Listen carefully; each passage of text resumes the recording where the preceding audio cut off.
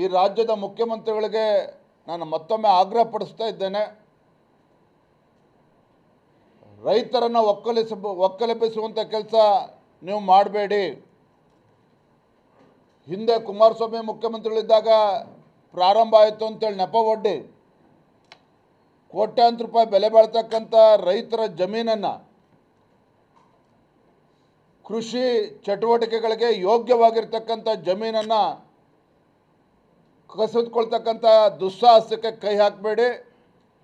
ರೈತರ ಶಾಪಕ್ಕೆ ನಿಮ್ಮ ಸರ್ಕಾರ ಬಲಿಯಾಗಬೇಕಾಗ್ತದೆ ಅನ್ನುವ ಎಚ್ಚರಿಕೆಯನ್ನು ಕೂಡ ನೀಡ್ತಾ ಇದ್ದೇನೆ. ಇದ್ರ ಮಧ್ಯೆ ರಾಹುಲ್ ಗಾಂಧಿ ಅವರು ಎಲ್ಲಿದ್ದಾರೆ? ವಿದೇಶ ಪ್ರವಾಸದ ಬ್ಯುಸಿಯಲ್ಲಿರ್ತಕ್ಕಂಥ ರಾಹುಲ್ ಗಾಂಧಿ ಅವರು ಇವತ್ತು ಇಂಥ ಗಂಭೀರವಾಗಿರ್ತಕ್ಕಂಥ ವಿಚಾರ ದೇಶದ ಬೇರೆ ಬೇರೆ ಭಾಗದಲ್ಲಿ, ಪ್ರಪಂಚದ ಬೇರೆ ಬೇರೆ ದೇಶಗಳಲ್ಲಿ ಫೋಟೋ ಆಫ್ ಮಾಡ್ತಕ್ಕಂಥ ರಾಹುಲ್ ಗಾಂಧಿ ಅವರು ಹಿಂದೆ ಭಾರತ್ ಜೋಡೋ ಯಾತ್ರೆನೂ ಕೂಡ ಮಾಡಿದರು. ಹಾಗಾಗಿ ಮಾನ್ಯ ರಾಹುಲ್ ಗಾಂಧಿ ಅವ್ರಿಗೂ ಕೂಡ ತಮ್ಮ ಮುಖೇನ ನಾನು ವಿನಂತಿ ಮಾಡ್ತೇನೆ, ನಿಮ್ಮ ರಾಜ್ಯ ಸರ್ಕಾರ, ನಿಮ್ಮ ಮುಖ್ಯಮಂತ್ರಿಗಳ ಧೋರಣೆಯನ್ನು ನೀವು ಕೂಡ ಖಂಡಿಸಬೇಕು.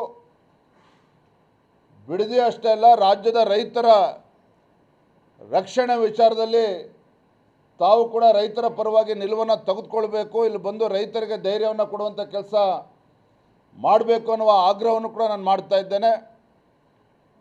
ನಾಳೆಯ ದಿನ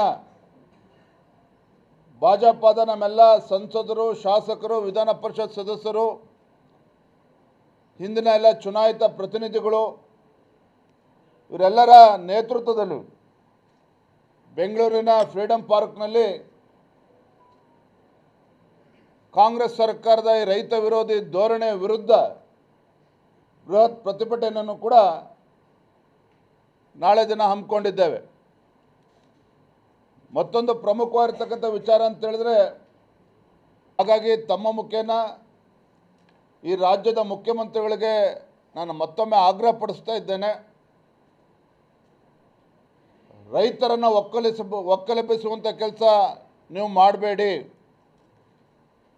ಹಿಂದೆ ಕುಮಾರಸ್ವಾಮಿ ಮುಖ್ಯಮಂತ್ರಿಗಳಿದ್ದಾಗ ಪ್ರಾರಂಭ ಆಯಿತು ಅಂತೇಳಿ ನೆಪ ಒಡ್ಡಿ ಕೋಟ್ಯಾಂತರ ರೂಪಾಯಿ ಬೆಲೆ ಬಾಳ್ತಕ್ಕಂಥ ರೈತರ ಜಮೀನನ್ನು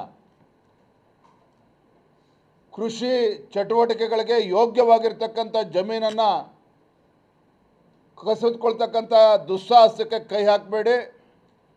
ರೈತರ ಶಾಪಕ್ಕೆ ನಿಮ್ಮ ಸರ್ಕಾರ ಬಲಿಯಾಗಬೇಕಾಗ್ತದೆ ಅನ್ನುವ ಎಚ್ಚರಿಕೆಯನ್ನು ಕೂಡ ನೀಡ್ತಾ ಇದ್ದೇನೆ. ಇದ್ರ ಮಧ್ಯೆ ರಾಹುಲ್ ಗಾಂಧಿ ಅವರು ಎಲ್ಲಿದ್ದಾರೆ?